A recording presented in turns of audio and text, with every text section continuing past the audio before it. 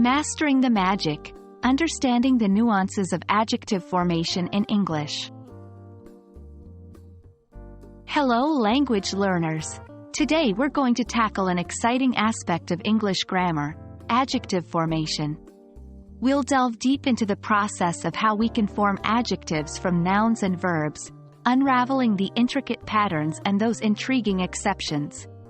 So, sit back, relax, and get ready to add a dash of color to your English language journey with the magical world of adjectives. Before we dive into the formation rules, let's refresh our memory on what adjectives are. Adjectives are words that describe or modify other words, primarily nouns. They give us more information about people, things, and ideas, describing qualities like size, color, feeling, and more. For example, red, happy, large, and brilliant are all adjectives. Now, let's start the exploration of how we can derive adjectives from other words. Many adjectives in English are formed from nouns or verbs. We often add specific endings or suffixes to these words to create adjectives.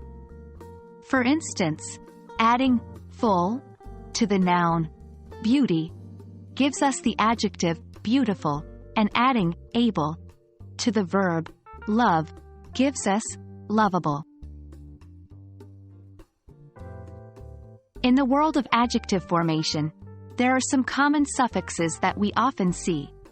Here are a few, along with the nuances they usually carry.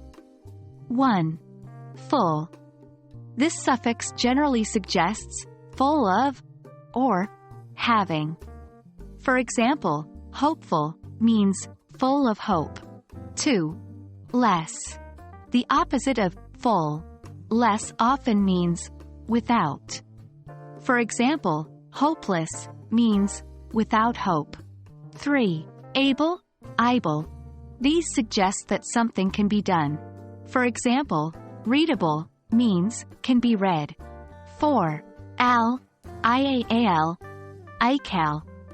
these usually create adjectives that mean related to or characteristic of. For example, historical means related to history. Just like many aspects of English, adjective formation also has its exceptions. Not all words can be made into adjectives simply by adding a common suffix. For example, we can't add full to home to create homeful. Instead, we would use the word homey or homely. This is why understanding the nuances of adjective formation is important. It helps us to use language accurately and creatively. Similarly, we often form adjectives from verbs, but there are subtleties to understand here, too. We commonly use ing and ed suffixes to form adjectives from verbs, but these carry different connotations. For example, exciting from excite describes something that causes excitement, while excited describes someone who feels excitement. We've just scratched the surface of the intriguing world of adjectives, exploring how they're formed from nouns and verbs, and understanding some common suffixes and exceptions. Remember, language is a playground. So don't be afraid to explore, experiment, and discover new things. The key to mastery is practice and curiosity.